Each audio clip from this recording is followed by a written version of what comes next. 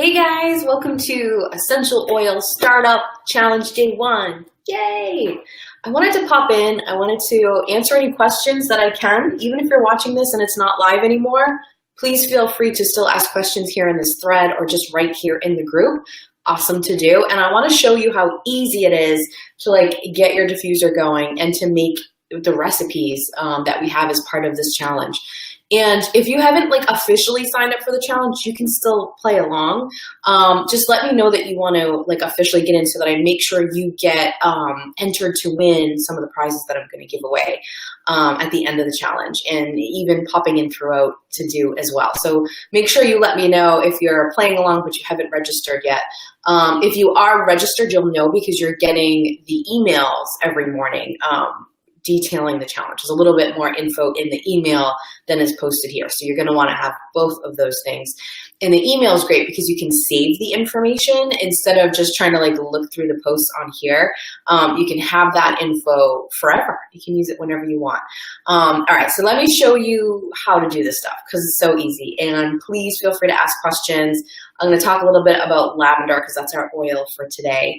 And we're just going to do this. And children might pop in. I don't know because my kids are home on school vacation this week. So you know how that's always interesting. So I'm really needing my lavender. And I've had lavender and lemon going this morning because it's such a great combo. So let me show you how easy it is to diffuse oils, ridiculously easy. So this is the Dewdrop diffuser that I have right here. I love this diffuser. This one's probably my favorite. The other home diffuser I really, really love as well. I had both for a long time and then I switched them over to this one. But they're great. They come in the starter kit. There's a year warranty on them. So if anything goes wrong, the Yum Living will just send you a new one. They're definitely worth investing in. You'll get your money back times 10. But there's two parts to this. You take them off. I've got it plugged in. And then the best thing to do would be to use distilled water, but if you don't, it's okay. So bottled water would be also a great option, or if water that's filtered. But if you use tap water, it's at the end of the world. It's just your diffuser might not last as long because there's a little, I don't think I can show you that you can see it, but there's a little metal plate in there that the minerals and stuff in the unfiltered water could sort of start to break down and damage. Hey, Jamie. So that's why we try to use either distilled water or bottled water, or at least filtered water if you can. But if you can't, it's fine. You guys, when it's really late at night and I'm going to bed, a lot of times I just fill it up with tap water. It's fine. These things are pretty durable. So there's a line on the diffuser. I think you can you see that little red thing right here that you fill it up to, so it shows you. All right, this comes with instructions if you want to read them, but it's just really easy. So you fill it up to that line. So you see this little thing of water. It's not even gonna take all of it. So if you just get a bunch of these and you leave them near your diffuser, it makes your life easy. I have lots of diffusers, kind of like a crazy addict of diffusers. Okay, so now I've got, hey Megan Sullivan. So now I've got my oils, I've got lavender and I've got lemon. So I'm gonna do, however many drops you wanna do is really personal preference. I have a pretty open house, an open floor plan. So if I'm diffusing downstairs, I tend to do a few more drops than I would if I'm just in my bedroom, which is more closed off. And then in the spring when the windows are open and stuff, I tend to put a few more drops in too. But that's complete personal preference. Hey, S.L. Worth Hernandez. Hey, Carrie, glad you're here. That's a complete personal preference for you. Whatever feels and smells good. Start small and then you can add more, okay? I'm gonna do 4 drops of each. That's usually my go-to. And I like to smell them before they come in. This lavender is seriously, it's crazy good smelling.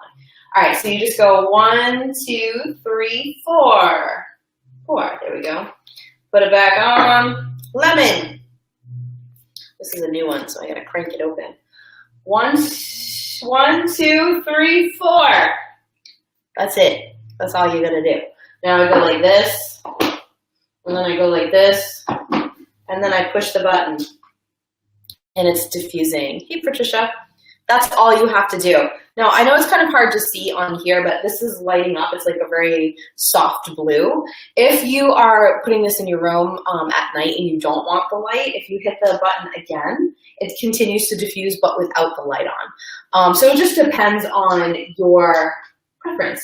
So you can let it just keep going, and depending on the room and the weather and all of that good stuff, it will last for quite a while. Or if you're done, you can just turn it off, and then when you come back in, you can turn it back on. So it's really easy to use these. It's not complicated. I think sometimes people hear like diffusing and they're like, oh my God, that's so hard. No, it's super easy. My kids fill these up with supervision. So I'm gonna let that go. Lemon and lavender together, oh, they smell so good. And it will make your house feel and smell really fresh. And it will keep everyone in a nice calm zone.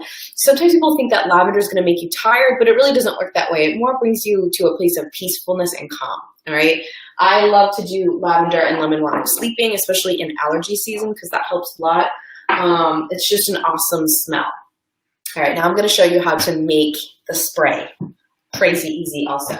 So I've got my little spray bottle. I always say glass, especially if you're gonna do a citrus oil in it, because the citrus oils will eat the plastic, which reminds me of a point I wanna make about the diffusers that you get from Young Living. I know a lot of people find other diffusers other places and get them. It's fine, I've been guilty of that before. But what you wanna be careful of is Young Living uses like a medical grade plastic so that the citrus oils don't break down the bad stuff in the diffuser and then launch it into the air. And if you're using really good therapeutic grade oils, like these are not grocery store oils that are just fragrance grade. These are therapeutic. So these are actually giving you big time health benefits, emotional benefits, spiritual benefits, all of that stuff. I don't want to be leaching grossness into that good stuff, right? Does that make sense? So just be careful when you're purchasing a diffuser. Also, some of those just don't last as long, and they don't, like ionize the oils into the air as well. Hey, Kara. So you just want to be careful of that too. So I'm a glass girl. I go glass as much as I can, and I reuse these. I like the small ones just because they're quick and they're easy to just have places, but you can get bigger glass bottles too if you want. But I tend to have these little spray bottles tucked everywhere throughout my house. In every room. So it's easier for me to just have little ones, and then you can slap a little label on it if you want so that you can remember, because you think you'll remember what you put in that, but then you won't. Okay, so to make the linen spray, super easy. So I've already put water in about 3/4 of the way full. I think you should get witch hazel. It just helps the stuff last a little bit better and helps keep everything spread out. So where do I get the diffusers, Carrie? Right from Young Living. You can order them right through there. Is that what you mean? Let me know if that's not what you were saying. The glass bottles I get on Amazon. And when you signed up, I sent you the info to order that stuff if you want to do it that way. Or you can go, like sometimes grocery stores will have them, but I'll post the link after this video for you if you want, so that you can get the glass bottles. So this is not, if you don't have this, don't not make it. Do it without. This just like protects the spray a little bit better and makes it so like the lavender as you spray it will continue to be throughout the whole spray instead of just sit in one spot. So I've got the water in. Guys, again, super easy. Can you see this? Let me push it back here. I think that's good. So then I just do a little squirt of witch hazel. I'm not someone who's like an exact measurement person. If you are, like a teaspoon is fine. Just a little bit. Witch hazel has a very mild smell. You won't really smell it with the oils. And then you take your lavender, and again, I tend to use a little bit more. Like some people would probably do 2 drops in here, depending on the size of your bottle. If you have like a bigger one, you could do like the 10 drops. You could do 6 drops, whatever you want. So I usually just feel like what I want to do. So I'm actually going to do 6 drops in one this size.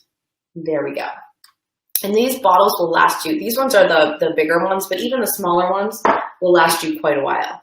Okay, so then you put the cover on. Sometimes you need to trim the little thing that comes down through the middle with scissors. You shake it up and you spray it. Boom. Oh my goodness, it smells so good. So before I get into bed, I just spray down the sheets and my pillows and my comforter and everything with this. My kids each have one in their room.